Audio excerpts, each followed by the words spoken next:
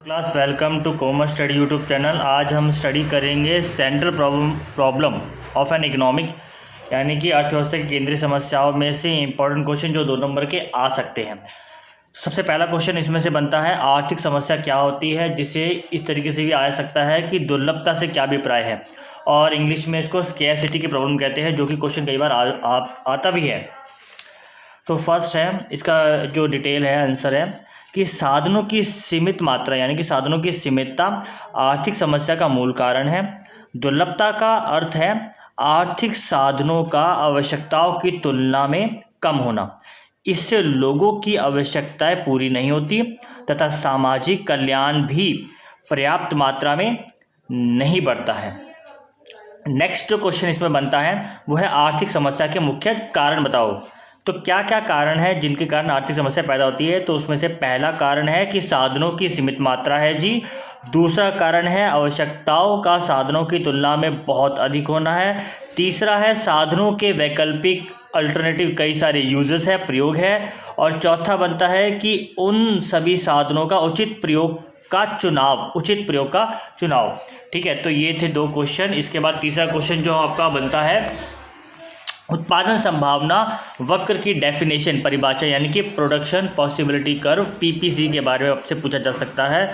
और उत्पादन संभावना वक्र एक ऐसा ग्राफिक प्रस्तुतिकरण है, ग्राफिक प्रेजेंटेशन है, चित्रण है, जो दिए हुए साधनों तथा उत्पादन की तकनीक द्वारा वैकल्पिक संभावनाओं को प्रकट करता है। यह वक्र, यह कर्व सदा ऊपर से नीचे की ओर होता है।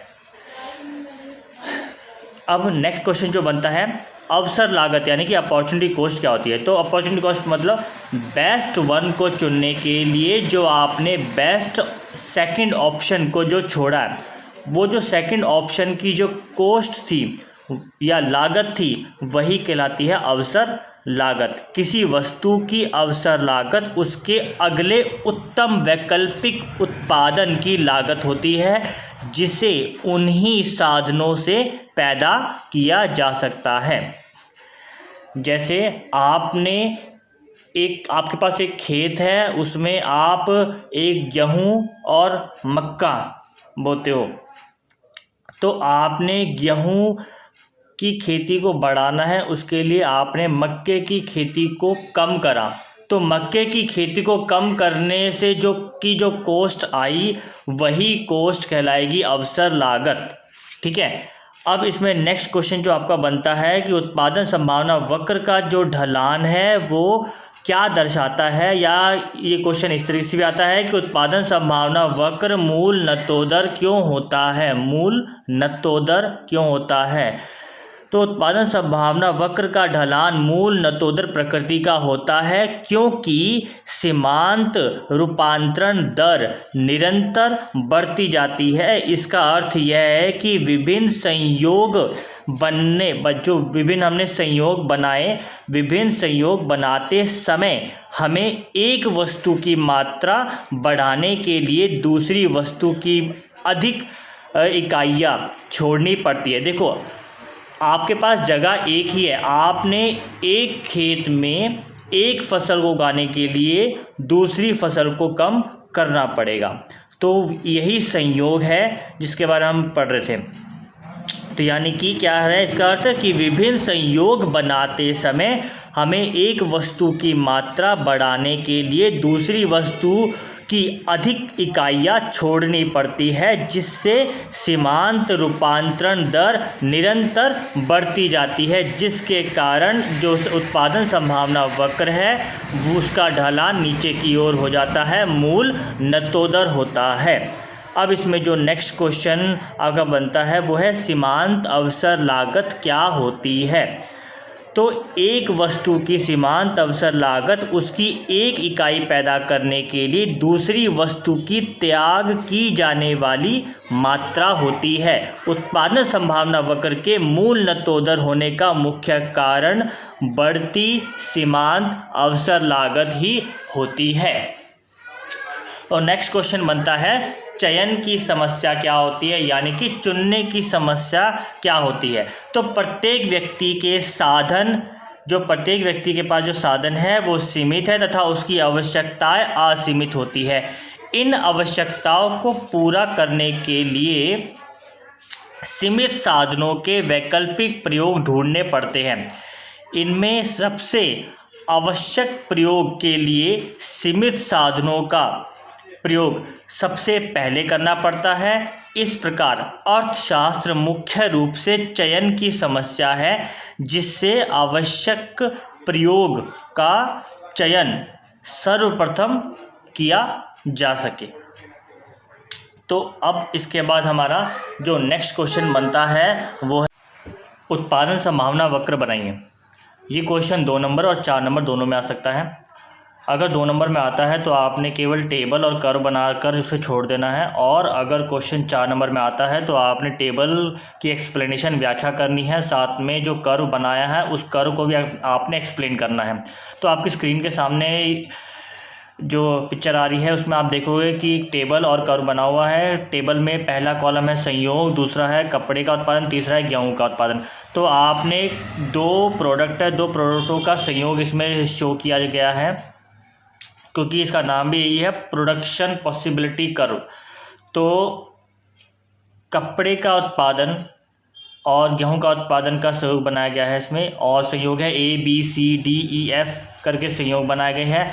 अब इसमें आप देख रहे हो कि ए संयोग के अंदर जब कपड़े का उत्पादन 0 है उस टाइम गेहूं का उत्पादन सबसे ज़्यादा कर रहे हो, 15 कर रहे हो, और जैसे जैसे आप कपड़े का उत्पादन बढ़ा रहे हो वैसे वैसे गेहूं का उत्पादन कम करते जा रहे हो। जब कपड़े का उत्पादन 1 करा तो गेहूं का उत्पादन 14 हो गया, फिर 2 करा कपड़े का तो उसका 12 हो गया। इस तरीके से आप बढ़ाते जा रहे हो, एक को बढ़ा रहे हो और दूसरे को कम करते जा रहे हो, ठीक है।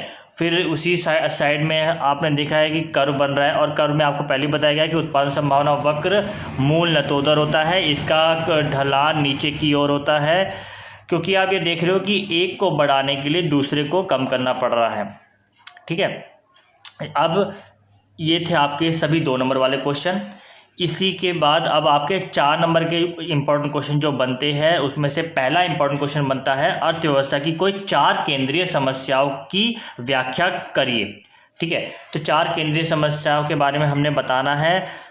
तो आंसर है साधनों का आवश्यकताओं की तुलना में कम होना आर्थिक समस्या को जन्म देता है, अर्थात आर्थिक समस्या साधनों की सीमितता के कारण पैदा होती है।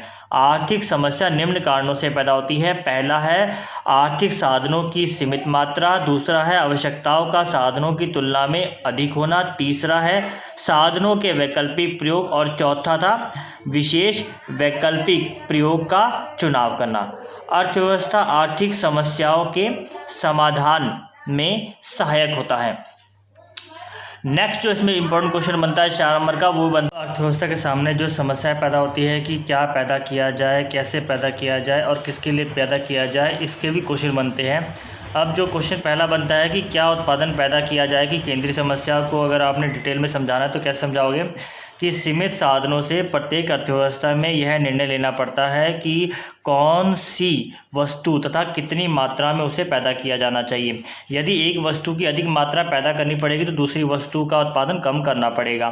तो हमें यही चुनाव करना पड़ता है। अर्थव्यवस्था के सामने यही समस्या होती है कि किन वस्तु का उत्पादन ज़्यादा किया जाए और कम किया जाए। तो पहले आ जाती है कई सारी वस्तुएं, जैसे उपभोक्ता वस्तुएं लाइक कपड़ा, चीनी, अनाज आदि, उनका कितनी मात्रा में उत्पादन किया जाए। तथा दूसरी आती है पूंजी पदार्थ जैसे मशीन, टिकाऊ पदार्थ आदि, इनका उत्पादन कितना किया जाए। तीसरा आ जाता है नागरिक सुविधा पदार्थ, जैसे कि फ्रिज, टीवी, कलाई, घड़ी आदि।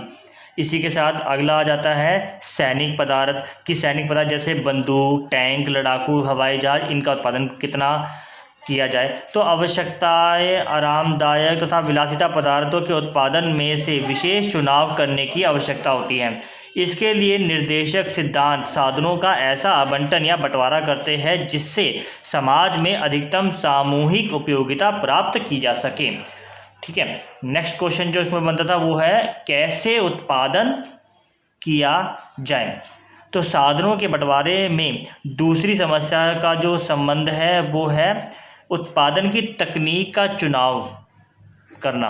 तो वस्तुओं तथा सेवाओं का उत्पादन निम्नलिखित दो टेक्निक से, दो तरीके से किया जा सकता है। पहला है श्रम प्रधान तकनीक और दूसरा होगा पूंजीगत प्रधान तकनीक, यानी कि पहला लेबर इंटेंसिव टेक्निक और सेकंड होगा कैपिटल इंटेंसिव टेक्निक। तो पहला पढ़ते हैं श्रम प्रधान तकनीक यानी कि लेबर इंटेंसिव टेक्निक के बारे में। इस तकनीक के अधीन प्रति इकाई उत्पादन के लिए अधिक श्रम तथा कम पूंजी की आवश्यकता होती है। इस तकनीक से समाज के लिए अधिक रोजगार के अवसर पैदा किए जा सकते हैं। तो जितना लोगों को रोजगार, अब जितना हम, अच्छा श्रम मतलब लेबर प्रधान तकनीक के ज़रिए लोगों को हम रोज़गार प्रदान कर सकते हैं, क्योंकि लेबर प्रधान तकनीक के अंदर हमें ज़्यादा लेबर की नीड पड़ती है और ज़्यादा लेबर कौन है, ह्यूमन। अब ह्यूमन को काम मिलेगा तो उन्हें रोज़गार मिलेगा, ठीक है। ये टेक्निक वहाँ पर ज़्यादा सुटेबल रहती है उन देशों में जहाँ पर लेबर ज़्यादा अवेलेबल है। पूंजी प्रधान तकनीक, इसमें ये देखा जाता है कि प्रोडक्ट का उत्पादन कैसे बढ़ाया जाए। तो यहाँ पर लेबर की नीड कम पड़ती है, यहाँ पे मशीनीकरण का यूज़ किया जाता है, यहाँ पे मशीनों के ज़रिए प्रोडक्ट को बड़े पैमाने पर पैदा कर सकते हैं। तो यहाँ पर श्रम प्रधान तकनीक की यूज़ करने की ज़रूरत है नहीं, क्योंकि यहाँ पर लेबर की नीड नहीं पड़ती है, ठीक है। तो यहाँ पर उत्पादन बढ़ा सकते हैं मशीनों के ज़रिए और लागत भी कम आती है। तो हमें ये देखना चाहिए कि कहाँ पर किस टेक्निक का यूज़ करना है। नेक्स्ट हमारा बनता है किसके लिए उत्पादन किया जाए। तो साधनों के बंटवारे में तीसरी जो महत्वपूर्ण समस्या होती है कि किसके लिए उत्पादन किया जाए। वस्तुएं तथा सेवाएं केवल उनके लिए ही पैदा की जाती है जिनके पास उन वस्तुओं को खरीदने की क्रय शक्ति होती है। क्रय शक्ति वास्तव में आय के वितरण पर निर्भर करती है, इसीलिए इस समस्या का संबंध आय के वितरण के साथ होता है। यदि अधिक क्रय शक्ति श्रम वर्ग के पास है तो अधिक वस्तुओं का उत्पादन भी इसी वर्ग के लिए किया जाएगा। Central problem of an economic यानी कि अर्थव्यवस्था की केंद्रीय समस्याओं में से आने वाले इंपॉर्टेंट क्वेश्चन अब मिलते हैं नेक्स्ट चैप्टर में, नेक्स्ट वीडियो में।